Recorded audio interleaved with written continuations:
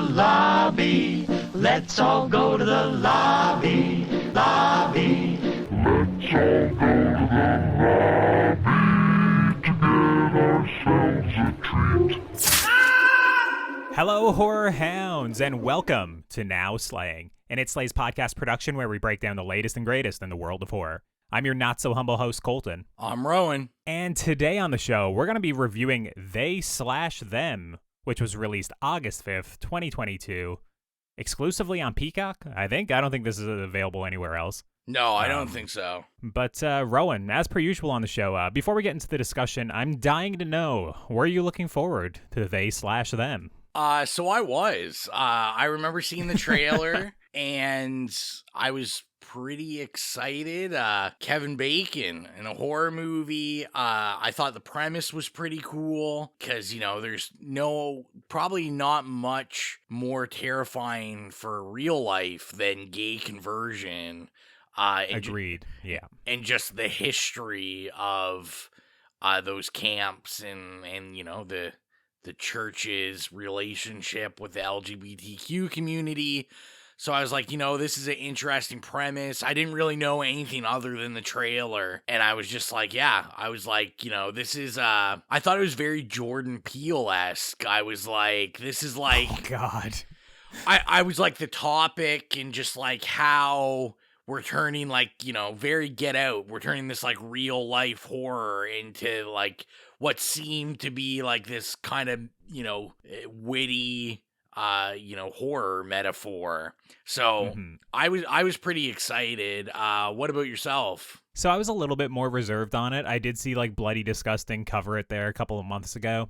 And when I looked at whatever they had, kind of like in the article, it didn't really get my juices flowing. I was kind of like, I don't know if this is going to be good. Obviously, we've been discussing behind the scenes on the show that, oh, we have to cover this. You know, probably a lot of people in our audience, you know, members of the LGBTQ plus people specifically would probably enjoy to hear our thoughts on this, provided it was a good movie. So, yeah, I mean, we've been looking forward to doing this for a long time. I didn't see the reviews before I watched it. Rowan didn't share his Letterboxd opinions or message me or anything. So I went in with essentially basically thinking that, this might be middling, you know, it might be a little bad. And basically what I got was far worse, and that is what I'll say. But yeah, I don't want to jump the gun. I don't want to get into the discussion. But yeah, was I looking forward to this? A little bit, I suppose. I was looking forward to Prey, you know, the Predator movie a lot more, and then Bodies, despite that trailer being almost insufferable. I'm looking forward to that a lot more than this, is what I'll say. If this was made by A24, would you be more excited? Dude, slap A24 on anything and I'm more excited. I just moved away from the mic because I had to flex my t-shirt, the big A24 logo across it. So, but yeah, I mean, with that, I'd say let's just get into the trailer. It's a great day to be alive, isn't it?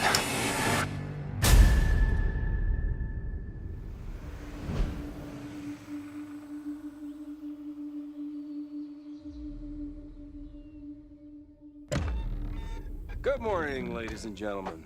I'm guessing that some of you're not happy. Maybe you don't fit in. People make fun of you.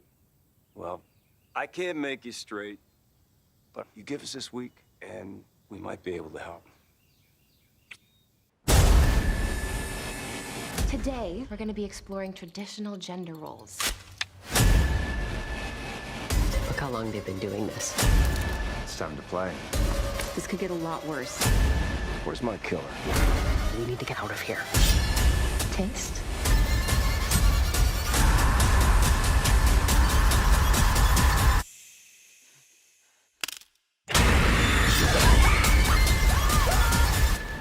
Just enjoy the sunshine and work on your tan. They/Them. Streaming only on Peacock, August 5th. What you just heard is from the movie They/Them, written and directed by John Logan, and the story is as follows. A group of teenagers at an LGBTQ plus conversion camp endure unsettling psychological techniques while being stalked by a mysterious masked killer. Now, Rowan, here on Now Slang, we like to keep things relatively spoiler-free up front before getting into more in-depth spoiler-filled discussion. And this is a movie that I guess you could spoil if you care to have this movie spoiled. I don't know who is avoiding spoilers for this. But just for the few people, the few listeners that may be avoiding spoilers, what are your spoiler-free thoughts on They/Them? First, I'll say, I was pretty excited because as it was coming out, I was looking at John Logan. The name didn't really hold any weight with me. I didn't recognize it. And then I looked it up and I was like, man, this is impressive. I'm like, this guy's written so many things that have been nominated for Oscars. This guy Now, I've never seen Penny Dreadful, but everyone I know is a massive Penny Dreadful fan, and I know he created it, and so I was like, oh, shit, we really got some, pedigree here. He's a prominent, he's a gay man in Hollywood. So, it was cool because obviously that was the first thing I looked for. I was just like, oh, is it just is he a member of the community? Yeah, is he a member of the community? Is it just some random straight guy that's like, yeah, I'm going to make this seem scary. Mm-hmm. So, yeah, going into it, I feel like we had a similar discussion with Prey. So I pressed play on this, whether I watched it through Peacock or other means. I pressed play and I was like, what? I was like, this is almost an hour and 50 minutes. I was like, all right. Yeah. I was like, maybe this is going to be a ride, a real ride. So I just want to go through, the movie starts. I'm pretty excited. We get the busload. We get the kill, or a kill at the beginning. I'm not really giving anything away with that. No, it's fine. It's a slasher movie. Somebody dies in this slasher movie. Rowan just spoiled it. Yeah. But yeah, I just think the premise was really good. It was a cool idea. I just don't think it was executed well. I'm really struggling on the spoiler-free thing just because I'm not sure who this is for. I'm not sure who this is targeted at. It's very, there's a lot of weird stereotyping stuff in this. Yep. I've got to read more, obviously, like we said, this just came out, so I'm kind of reading all the, think pieces and everything about it as they come. But, I seem to kind of be seeing rumblings that I don't think, a lot of the LGBTQ plus community is thrilled with this. That's what I've been getting as well in the little bit of reading and kind of looking around. Yeah, I think there has been some weird ideas in the movie with trans people, and it's just, my initials are, it's kind of bizarre, and I'm not really sure who it's for, and that's really my thoughts on it. And my recommendation is no, just I don't think you need to see this. Maybe, I don't know, are you into really bad CW shows? Maybe then? I don't know who this is for, and that's really where I struggle with my ideas about this, because I don't think a smart audience is gonna be into this. It's super dumbed down. I'm gonna save most of my comments because I've got some actual plot points to discuss. So I'm going to pass it off to you on what your spoiler-free thoughts are and your recommend. Yeah, so going into this, basically like you said, John Logan, he's been nominated for 3 Oscars. He won 1 for Hugo. He did Skyfall, which I love. More importantly to fans of this podcast, he also wrote Sweeney Todd. So, I gave that movie a slay. And I'm going to basically just spoil it right now. This movie fucking sucks. It is awful. I'm usually trying to be the more professional person on the show. Rowan will take the other role. And I'm just going to say blatantly, this movie fucking sucks. I really didn't like it. It's one of the worst things I've seen this year.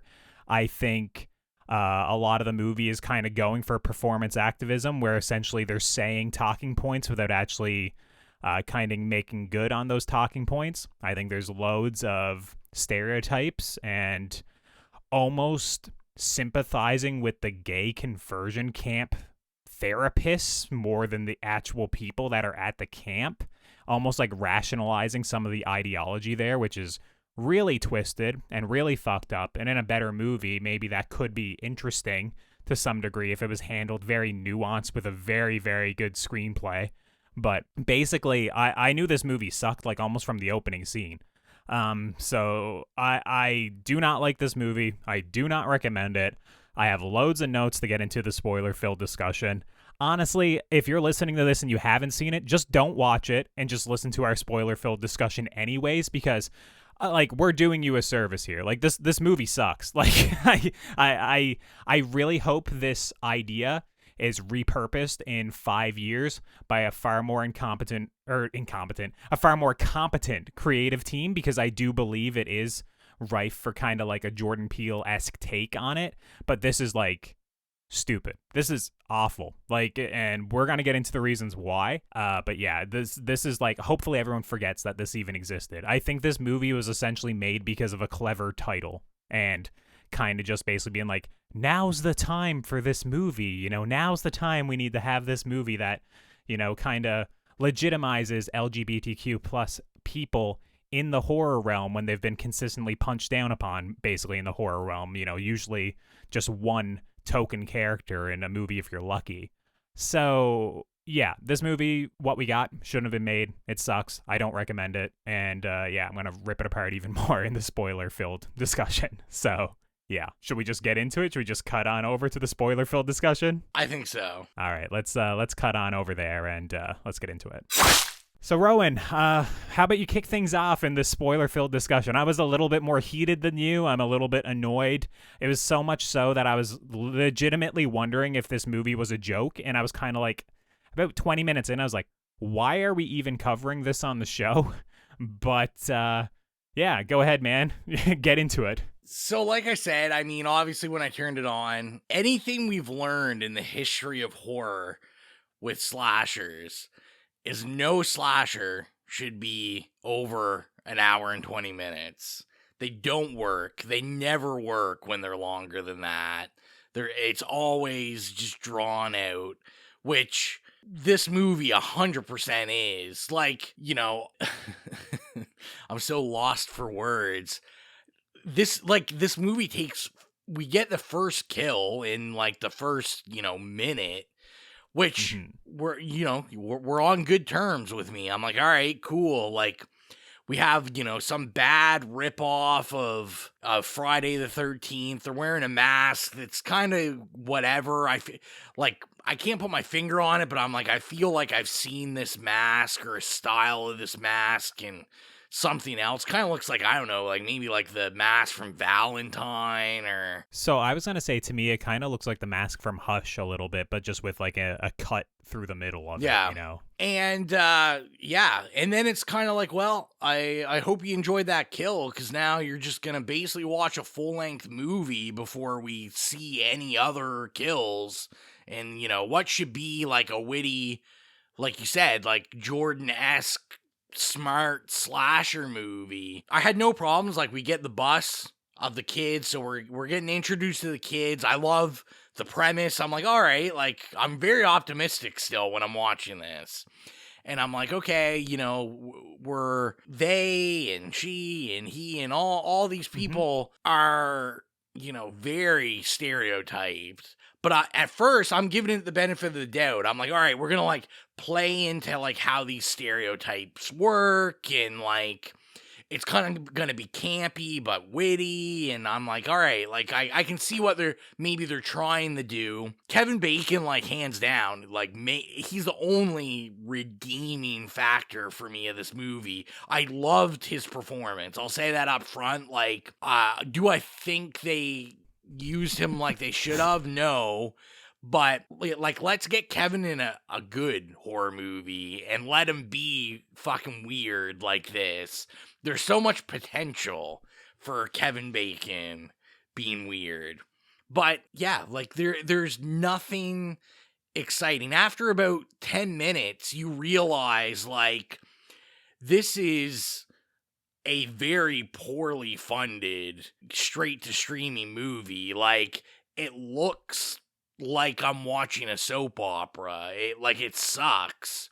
It's long, it's drawn out. Like I said, it's like a CW show where it's like a lot of talking, there's nothing going on, there's no tension being built. You're not building a connection with any of these people. All your cast of campers, they want you to build a connection with them by being like, oh, okay, well, they're non-binary or she's trans, but you know absolutely nothing else about them. There's no character development. So they want, like, and when I say they, like, obviously I'm talking about, the pieces of shit that made this movie. Mm-hmm. They just want you to connect with these people solely on, like, how they identify and nothing else. They give these characters nothing else, which to me is, and obviously, we say this all the time, like, me and Colton are, like, two straight white guys complaining about this, but exactly, yeah. Even as a straight white guy, I was like, this is pretty offensive that it's just like... I kind of felt that way as well. Yeah, like, I was like, if I'm offended, I can only imagine, because if there's anything to me that's more offensive than non-representation, it's just like half-ass, no-effort representation. And it doesn't work it doesn't really work as a slasher. It's a slasher for the last 15 minutes of the movie, and that's it. The whole idea of conversion therapy should be terrifying. We get one scene of conversion therapy. That's it. That's the only buildup we have of, like, this is bad. Like, we are in danger as an audience and as characters. And then that's it. There's nothing else to do with conversion therapy other than weird, shitty old photographs that I was just like, what the fuck is going on? Yeah, it's like, oh, there's a photo of a boy in a dress in this one old photo that we show 3 or 4 times. And I'm like, okay, all right. What is the importance of this? It's just like, and also, I get what you're saying now. The other photographs, that this movie has a huge reveal in it, and I'm going to spoil it right now. Did you know that children were abused at conversion therapy camps? This movie treats it like it is this huge reveal, and you have to be fucking stupid to ever, like, think that didn't happen at conversion therapy camps. And it's literally like, the kids at the camp started, like, gossiping amongst each other about it, like, oh my god, do you know what used to happen here? And then even, like, the therapist and, like, people in the camp are like, oh no, I never knew that. And I'm like, you're stupid. Like the thing is, like, this movie's treating this like it's this grand reveal, and it's like anybody with half a brain knows that shit happened at the camps. Like, those kids were probably sexually assaulted and molested and far worse at the camps as well. And it's just kind of like, this movie doesn't really get into it at all. Basically, my whole issue with this movie, like, technically it's like, cinematography wise, a lot of it is probably framed fine, and, like, it's not like shaky cam. Like, it's probably shot fine. It looks very, like, cheap, whatever. Like, but, like, I don't even care about that. Like, usually I'm very much like, oh, I'm gonna give the movie points because it was technically well made, or, there was some competent aspects of it. This movie basically poses with Kevin Bacon in the opening scene that he's like, yeah, I'm a conversion camp counselor, but I'm also really cool. It's like, look, I'm gonna mention Jesus, and this is gonna be the last time we mention him. And I'm so progressive, and I know about non-binary people, and I'm cool with all that, but we still only have 2 cabins, and our funding's cut, so you have to choose, are you male or female, type of shit. And it's just like, why are we having so much effort into trying, like, make this conversion camp guy, the leader of the camp, cool? Why are we putting so much effort into making him such a character, making him very charismatic, very like, oh, this is the conversion camp counselor, but he fucks is kind of like the vibe you get from it. Like he kind of curses a couple of times. And it's like, bro, this sucks right off the bat. I'm just like, this is like a terrible take. I know you said you liked them. And what I'd probably say is the performances in this movie by a lot of just like the main cast of counselors are actually like okay. Like there's some choices and directions they went with certain characters that I hate. But I'd say, like, I think, like, let's say, like, Jordan, for example, the non-binary character that kind of the movie makes this big deal out of right in the beginning, that they're non-binary and they choose not to be, obviously, male or female, right? And they use they, them pronouns. I think that Jordan's actor is really trying, and I think they give a pretty good performance for what they're probably told to do. But this movie's very much like single tier movie, and you'll know what I mean when you're watching it. It's like so many scenes they just basically want the actors to kind of give a single tier to kind of almost show like you're supposed to feel sympathetic here, you're supposed to feel a little bit emotional. And it's like, bro, we're watching a slasher movie where like Jordan goes into therapy and we're hoping to learn more about Jordan and their, you know, what happened with them, or like when did they discover that they're non-binary, or how they feel, like get a little bit more insular and get to know that character. And what we get instead is just the therapist telling them the entire time that, oh, when I grew up, it would have been great if I could have chose to be a boy because all my brothers were in the Navy and I wanted to be in the Navy. And basically she just like trauma dumps onto Jordan, and then like the scene's over. We don't learn anything about Jordan. And it's just like this movie spends more time rationalizing and legitimizing the people on the wrong end of things than the people in the camp. So the entire time I was just like, why are we trying to sympathize with these people? These people should be treated like horror characters. Like why do we care? I was like, I don't care. They should be getting killed off quickly. And it's just like most of them last like 90 minutes into this hour and 40-minute movie, or 45 minutes, whatever it is.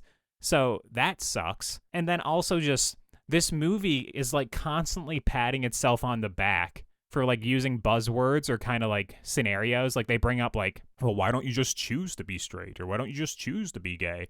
Or why did you transition? Why don't you just wear boys' clothes or girls' clothes? It's just like, it's like they bring up those points that probably those people in those communities constantly get questioned and harassed with, but like they never really give the time to kind of like answer them or like explain why that ideology is kind of so fucked up. And I was just literally, I was waiting for this movie to ever say anything and ever kind of represent that community in a positive light other than just literally having them on screen. Like having like, oh, there are trans actors in this movie, or non-binary actors in this movie, or gay actors in this movie. I was waiting for them to kind of say something, kind of make good on it, because obviously a lot of people that watch this movie are probably going to be members of that community looking to see themselves represented on screen. Probably they might know some of the actors in this movie, and they're going to watch it. And like, if I felt kind of offended and kind of like, this feels like somebody Googled what a non-binary person is and what a pronoun is and then wrote a script on it. So I'm kind of surprised to hear you say that the writer-director of this movie is a gay man, because I was kind of like, this feels like, I don't know, it feels like their daughter told them that they're gay and like he's struggling to come to grips with it. So he wrote this movie to like tell his daughter that he loves her or something. You know, that's what it felt like to me when I was watching it.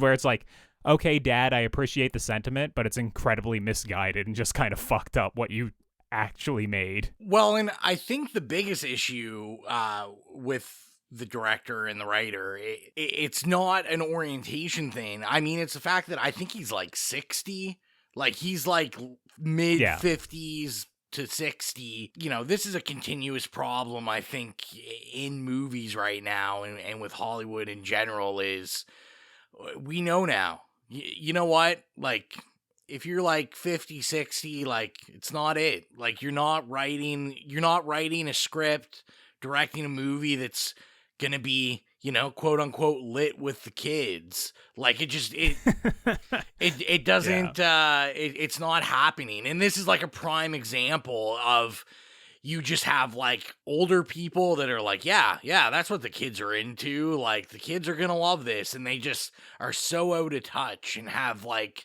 no idea, and everything is just like a joke.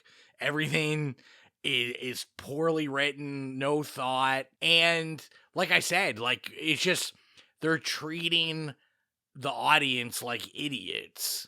It's really by saying like, well, you're going to watch this and the joke is on you because we put no thought into absolutely anything. I was just going to say, like, you were talking about the therapist when we have the session with Jordan.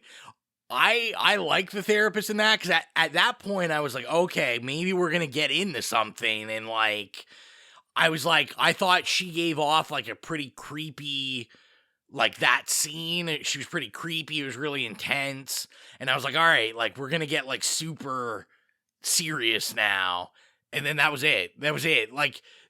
Like you said, like not just the campers, the counselors, everyone. No one is given any time. I don't know how in like an hour and 50 minutes, we don't give a single character any time to develop as a character. We don't know any of these characters in almost a 2-hour movie. Other than the scene right in the beginning where they're all sitting around in a circle and essentially saying why they're at camp and what they want to accomplish. And I think they give you like the explanation in terms of like 15 seconds on 2 or 3 of them. Then we just montage through the rest. And I'm not saying like all the characters need to be like, well, when I was 14, I decided I was non-binary, or when I was 12, I realized I liked the girl, or something. Like, I'm not saying that, but and that would be bad as well. But, I mean, just something to grasp onto for all these characters, other than that they're just members of that community. Like, anything to like these characters, the movie just treats them as, like, and it's not like they're not tokens because there's multiple people there, but they treat like the whole group as a token, where like they're not given any time to flesh out or really be anything more than just like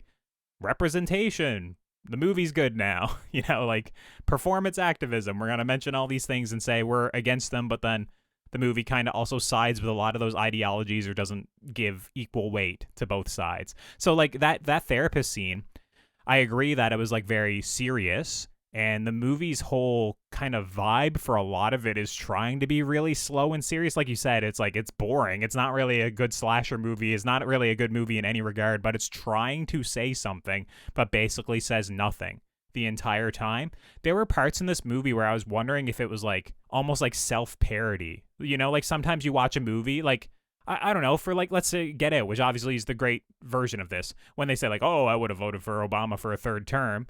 We kind of laugh at it because we know that's like, oh, like lots of white people say that to be like, I'm not racist, I voted for Obama, right? Type shit. This movie kind of says that, but then the movie is not clever enough to like let us in and know that it's on the right side of things is what I find. It says shit like that and then just believes that because this filmmaker would have voted for Obama for a third term, he's not racist. Where Jordan Peele's like, I'm putting this in here because I know it's kind of funny but also kind of fucked up, and you know there's multiple, like there's depth to this. I don't trust the creative team behind this enough that like they knew what they were doing with anything they were saying, even if they spend all the time in the world discussing it at length and kind of talking in circles and mentioning buzzwords. It's like I don't trust you guys. You're not competent enough. There was weird plot holes that didn't make any sense. So like we have all the counselors and then we have Gabriel, who we like discover is working with the counselors.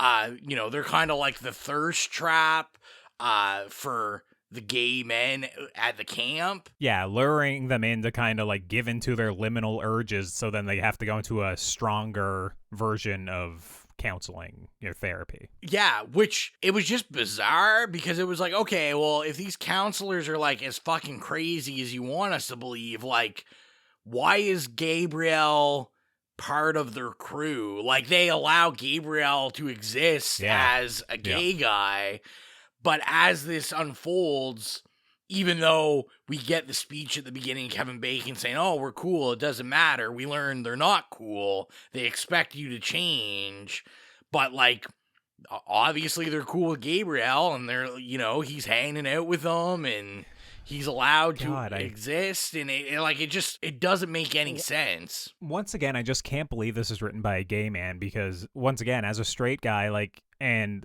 reading a little bit into conversion camps or like seeing it discussed in the news because Canada finally banned them, let's say within the last year, or, you know, stuff like that. There's been a couple of movies that have covered it within the last 10 years as well. So I've learned more about it and saw like what actually goes on at them, and like also being brought up Christian, obviously I've I was part of the church when they were very much against gay people, hating gay people. Like, my denomination is pretty extreme, which is also part of the reason why I'm not practicing it or really like all that religious anymore. The movie is so confused. Like, they're trying to make, it's almost like, what if conversion camp was fun? We're going to be, hanging out, and we're going to be staying up late, and we're going to be doing tug of war, and we got all these fun activities planned for you. It's like, it just shocks me that it's written by a gay dude, because it's literally like, did you think conversion camp was like summer camp? Like, did you think that it was actually like fun? Like, everything I've seen is it's literally like torture. So it's like, why are you literally making it into like a summer camp? And the movie, like you were talking about it not making sense. I think at a conversion camp, they wouldn't like pair up all the same-sex couples and handcuff them to each other and then send them out to spend nights alone with each other.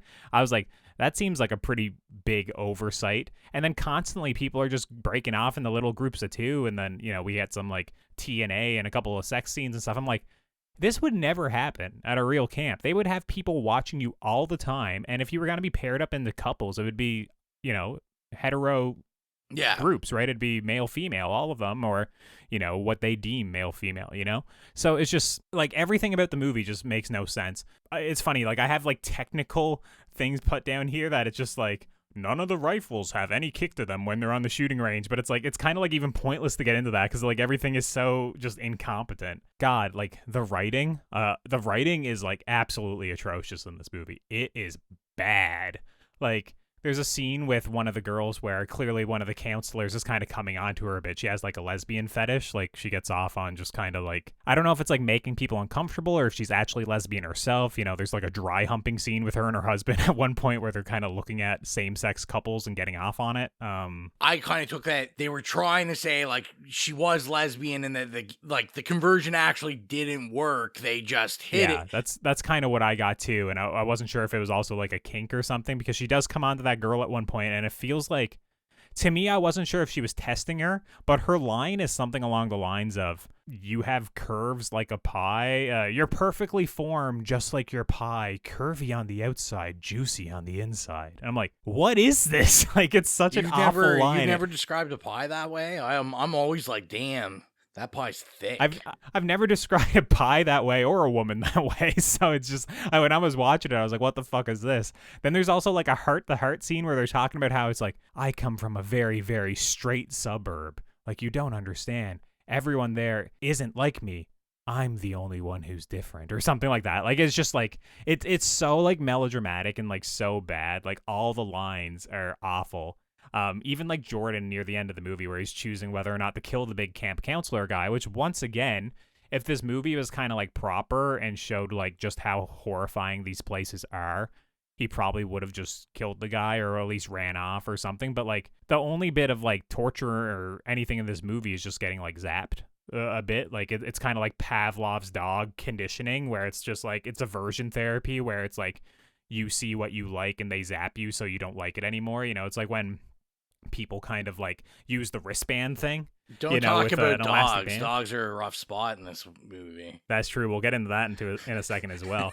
But it's just, yeah, it's just like this movie is so dumb. But yeah, he winds up saying like out loud, no, I'm strong enough to do this. And he like puts the gun down. I'm like, what is this? This is like anime writing or some shit. Like it's like awful. It's so like, I just couldn't believe like how bad all the writing was. And then seeing this guy's writing credits, I'm literally like, I don't know how this happened. Like, I don't know how it happened. There's nothing good in this movie on the writing side. It's all awful. Like I only wrote 3 or 4 quotes down, but I could have wrote 100 quotes down. Like it's almost like every line in this movie is bad. But yeah, you mentioned the dog. You mentioned Old Duke. Duke. Dude, that is a weird ass scene too. Like the movie cuts from killing a dog to a lesbian love scene on a dock. And I was just like, what a weird movie to go from a scene where like you murder a dog. Once again, we recorded like Prey a little bit earlier this week, and I mentioned that in that movie I won't say this, but I'll say it, I'll spoil it. They don't kill the dog in Prey. In this movie, they kill the dog. And with Prey, I was kind of like, I think it could have added something. For this, it's just like kind of random. They're like, bro, if you don't become a man and kill this animal, because that's what men do, we kill animals, we're going to break both of its legs. You're going to watch it bleed to death and suffer. And I was like, what on earth is happening here? And it's supposed to be this really horrific scene, which it is conceptually. And then we go directly from that to just a lesbian love scene. Like, that's like very explicit. And I was like, what is this movie doing? It is so bizarre. And then I think we go from the lesbian love scene to just like, you know, a man-on-man love scene, like in a lake that goes to like a cabin, and you know, it's just, bro, I don't know. Yeah, it's just weird. And as I was watching it, I got it that I was like, okay, so we're flipping the slasher trope, or you're not really flipping it, but like the campers aren't being killed. None of the campers are being killed. It's the counselors being killed. But to me, the issue was that added, like, other than they're at conversion camp, like specifically dealing with the horror of it being a slasher movie, there's like no danger to the campers. I mean, they're not doing any of the horrific conversion stuff other than the one time. And B, like these crazy, shitty counselors are the ones getting murdered. Like the kids, there's no danger to the kids about the murders. And it's so slow too. It's like, I think like the custodian who has a weird ass name. I think it's like, well, it's not Baphomet. It's like, is it Balthazar? Is that his name? Yeah, I don't know. He has a weird weird ass name. He gets killed off probably like 30 minutes or 40 minutes into the movie. And it's just kind of like they cut to him and he's on like Windows 97 watching an HD stream of these girls shower. And I was like, okay, first of all, this makes no sense. You know, like it would never work that way. It was like crystal clear like footage from the shower on Windows 97. But also it's like they take all this time to like cut around his room and show like ventriloquist dummies everywhere. And I'm like, yeah, okay, sure, they are creepy. But, like, the only reason they're there is to be creepy, like, if you don't like ventriloquist dummies. And then he just, like, dies. He gets, like, his head bashed through the screen or something. Yeah. And I think the next people that are killed, I think it's, like, probably another 30 to 40 minutes. And I feel like most of them just die within the last 15 minutes. I think you said that earlier. Yeah. But it's very much just, like, movie's not smart enough to be not a slasher and slow and really handle this subject matter the way it should be handled, very like horrific just conceptually of what is going on, and it's not even entertaining enough to be like campy and stupid and just full of blood and gore and just kind of appealing to like your most base like reptilian brain, you know. It's just, it's all around just like boring. It's not even good for like a get drunk and watch with your friends type movie. It's just bad. I don't even know what to say about it anymore. I really don't have much to say about it. I mean, I will commend, like, as we were talking, I was, looking at my phone and I saw like the, all the trans characters are played by trans people, like the non-binary characters played by a non-binary character. So, I mean, salute to that. 'Cause I mean, it's great that, they're all getting work, but, I wish it was in a horror movie that, had some merit and was actually smart and good and thus would probably get seen a lot more. I mean, realistically, Blumhouse probably would have put it in the theater. Yeah, I commend them for doing that as well. But once again, it's basically like what this movie does. It's kind of like it says things or it does things that are the right choice. But then you cast all these characters, right? All these actors that are actually trans playing trans characters or non-binary playing non-binary. And then you don't really give them enough to work with to actually be like an excellent character that like, oh my God, this person shines. Like this is their breakout movie. They're going to go on to work with fucking Robert Eggers next year or something. Like none of these people that are in this movie are basically going to have a career because of this movie. Yeah. You cast them all in this like shitty movie. And it's like, yeah, I'm glad, I'm happy for them as well that they got a paycheck. But it's like, imagine if they were actually in a movie where all their characters were written well and they had a chance to shine. And then for the people that are still transphobic or homophobic or whatever phobic, they could have like literally maybe changed their mind a little bit on it, which is dumb, or it's like weird to say like that. But a lot of those people still exist. So it's like, this isn't going to change anyone's mind. Like, if somebody who is homophobic watched this movie, they would just think the camp counselors are cool, right? It's just like, it's completely like misdirected. It's so awful. Did you catch what the killer's name was in the movie? No, I was pretty zoned out. It was Angela, like in Oh, Sleepaway Camp. like Sleepaway and it's Camp. revealed right at the end of the movie. She's like, "Oh, my real name's Angela." It was a stupid Ugh. choice to kill her anyway. I figured it out like in 20 minutes. I was like, yeah, it's definitely this person.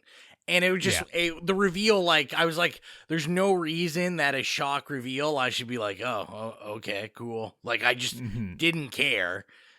It didn't really seem like anyone in the movie really cared. And then we're just like, it was kind of weird because then we're just like kind of dumped this exposition and like the last 2 minutes of the movie of, you know, why they're the killer. And it was just, I didn't care. I was like, I should care. I should be like, oh my God. Like, but I was just like, oh, okay, cool. But yeah, once again, to me, it's just like when she said her name was Angela, it winds up being like a thing that certain audiences will like if they get the reference. Because as I listened to last week on the episode, you know, certain people do like Sleepaway Camp that are members of, you know, the trans community. So it's like they would kind of vibe with, oh, that's a cool little reference or a little throwback, you know, referencing that movie. But also there's loads of people that are just be like disturbed and reminded of Sleepaway Camp that like truly hate that movie when they're watching this movie.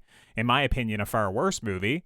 But it's just like basically they wanted to say that, like they wanted to wink at the audience and be like, oh, we know the other horror movie that has, you know, trans representation in it, but like very kind of poorly handled in a transphobic scene, right? It was so weird. It was like you can just pick any name in the world and you choose Angela, you know, to, in my opinion, to directly relate to that movie. Maybe that wasn't the case, but I don't understand how it's not. Before we give the rating, which is probably pretty obvious if you've been listening, I think we need to discuss Pink. Because the song, what is it, like Fucking Perfect or something by Pink, it comes up twice in this movie, and that first scene when they were singing that song, it was so earnestly done and not like tongue-in-cheek, and like we were supposed to be kind of like welling up with tears that like, oh my God, all these people are perfect, that I was like, this is like top tier cringe. This is like, I could barely watch it. It was so cringy because it was like so earnestly done. It wasn't like fun. Like it wasn't like that they were really into it other than one character. It was like it was like almost like they were singing this Pink song almost in like a tragic light.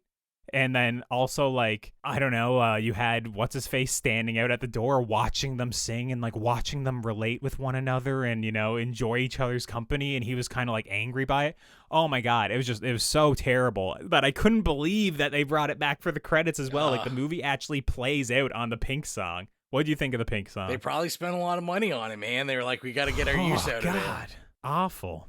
I mean, not the song. I mean, in the movie, it's awful. You know. I mean, the using Pink in that song didn't surprise me. That, you know, a 56-year-old white guy picked it because I don't know anyone that listens to Pink. I feel like Pink hasn't been relevant for like 15 years. Like the early 2000s, it was the heyday of Pink. Like I don't know. Maybe I'm out of touch, but I just feel like.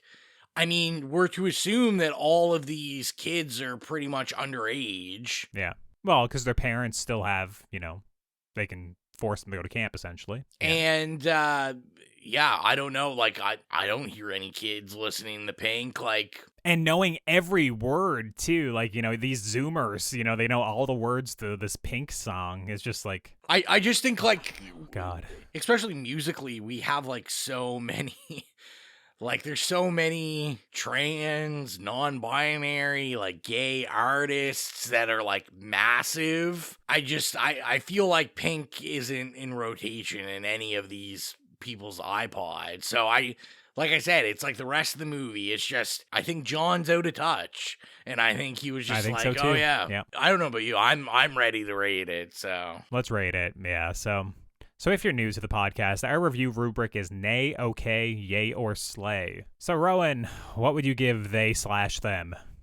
So yeah, I'm gonna give it a nay. Yeah, you said it. It's terrible. It sucks. It had so much potential.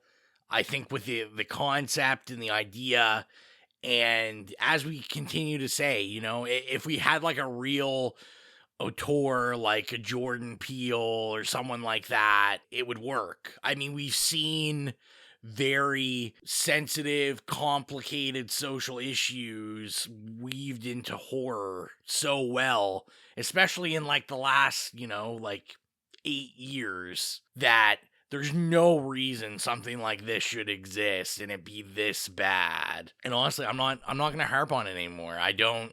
It doesn't even deserve the time that we gave it. It's just... No, it doesn't. It's not good. It's going to be forgotten real quick. I have a whole conspiracy theory is I should have known it was shit when you get the Blumhouse intro, because we didn't get the full Blumhouse intro. We got like the quick Blumhouse intro, which usually means they suck. Like, they're usually not good if you don't get the full rollout intro. You get like the abbreviated version. Sadly this movie wasn't abbreviated. So yeah, it's gonna be an A from me. What about you, Colton? It's an A. I'm not getting into it. I said all my points on this. Like I said, we've wasted enough time on this movie. Hopefully if you listen to us rip it apart, you enjoyed it a little bit. But yeah, this is an A. This movie fucking sucks. But that's all I have to say about it. And yeah, if you've listened to the podcast, if you enjoy the show, be sure to follow us on social media at It Slays Podcast. We're on Facebook, Twitter, Slasher, Letterboxd. I'm forgetting a big one. Instagram, at It Slays Podcast. It'd mean a lot to us if you followed us or gave us a like or whatever you do nowadays on social media. And Rowan, how about you plug the horrific playlist? Yeah, so you can go to any of our social media, go to the link tree in there, or just go on Spotify.